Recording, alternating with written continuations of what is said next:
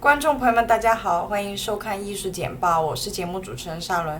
艺术简报呢是全世界艺术家的专业媒体，我们有来自各种权威媒体的报道，关于电影、美术、艺术、音乐、歌唱等。如果您对这类内容感兴趣的话，艺术简报是一个非常好的选择。好，接下来请收看我们下面为您准备的内容。为什么中国突然关闭音乐会还有活动？彭博社。过去一周，中国政府取消并推迟了重要的活动，从民间节日到女性科技企业家大会。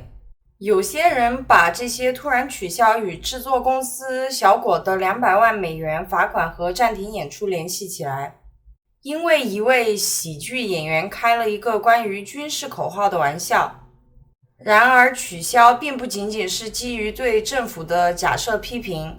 小郭的丑闻和随后的措施可能是活动取消数量增加的一个原因，但这个尚未得到中国政府的证实。北京音乐家也表示，他们认为文化表演在镇压期间得到了更多的关注。在这种执法时期，国际表演者通常是第一个成为目标的人。活动召集人以不可抗力为由道歉，但是这被认为是政府机构等可以停止活动的更高权力的委婉说法。Fast X 超越高价护卫队获得票房榜首，加拿大环球邮报。速度与激情10已成为全球票房热门，首周末估计收入3.19亿美元，并将银河护卫队第3卷从北美第1名赶下台。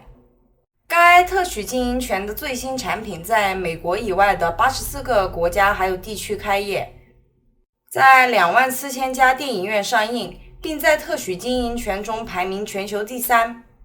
虽然它在烂番茄上的评分为 54%， 但是对这部电影的评论褒贬不一。美联社的马克·甘乃迪表示，它已经几乎成为影帝。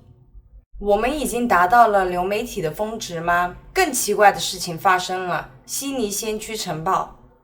随着竞争的加剧，澳大利亚流媒体服务正面临着留住订户的挑战。他们在寻求具有成本效应的提供内容的方式。从媒体公司的角度来看，大流行被证明是一个福音，因为封锁增加了流媒体的订阅。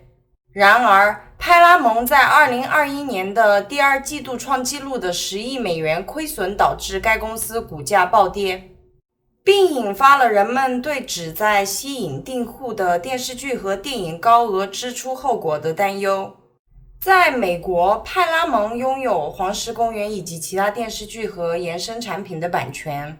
华尔街估计这个公司每年在这些作品上花费超过5亿美元。然而，澳大利亚流媒体服务公司 Stan 仍然相信，对流媒体的需求将继续增长，这得益于咨询公司普华永道 PwC 的预测。即到2026年，澳大利亚人在流媒体上的支出将以平均每年 6.2% 的速度增长。为什么一个格莱美获奖制作人在纽芬兰乡村开设音乐场所？加拿大 CBC。音乐制作人 Greg Wells 曾经与 Missy Elliott 还有 Keith Urban 等人合作。他花了很多时间还有自己的钱修复加拿大温特顿的前圣公会教堂，以创建一个非营利性的音乐会场地。威尔斯的母亲与该地区有联系，他将为音乐界人士举办当地音乐会还有研讨会，并把这个地区用作崭露头角的艺术家的场所。他还将通过 Wells 的非盈利唱片公司 Silly Cove Records 作为录音室，50%的利润用于当地的慈善机构。在美国尾巴的舞台上，一个家庭的犹太身份脱颖而出。纽约时报。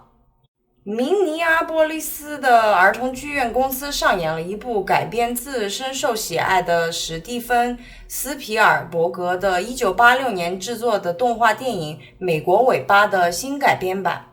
一些影评人认为，原版电影应该更明确地呈现 Mouse Characters 的犹太身份，因为只有少数孩子会理解或者关心 Mouse Characters 是犹太人。根据已故影评人 Roger Ebert 的评论，这一次为了庆祝大熔炉理论并强调多样化的美国身份，舞台制作突出了角色的犹太传统，同时扩大了其他民族的代表，比如爱尔兰人、意大利人、瑞典人、中国人，还有加勒比海人。英国音乐家找到了自己的强项，拯救不需要的钢琴。南华早报。爱丁堡利斯港附近的一家前百货公司正在举办 Piano Drum， 这是一项音乐倡议。在房主选择更多空间、电视还有电子钢琴的时候，数百架钢琴被丢弃。很多乐器呢都经过翻新，并通过这个计划找到了新家。这个计划还把无法修复的钢琴变成了艺术品还有家具。近期的活动导致升级再造的圆形剧场被改造成音乐厅，为爱好者提供研讨会还有公开会议，让他们在采用乐器之前欣赏这些乐器，以换取少量可选捐赠。艾丽·范宁在加拿以大胆的亮片挖剪连衣裙让粉丝惊叹不已。英国独立报。女演员艾丽·范宁在加拿电影节上引起了轰动。她穿着一件银色的 Paco Rabanne 连衣裙，胸围是金属雪花。在演员将照片分享到 Instagram 之后，这件暴露的连衣裙很快受到一系列著名粉丝的称赞。Naomi Watts 用 I are dead 表示赞同，而 Maud Apatow 则简单的写了 Wow 这3个字。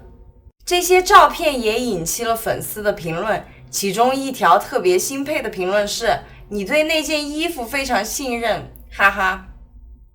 好，今天这一期就为您介绍到这里。如果您喜欢的话，请记得点赞订阅我们的频道。这里是艺术简报，我是沙伦，我们下期节目再见。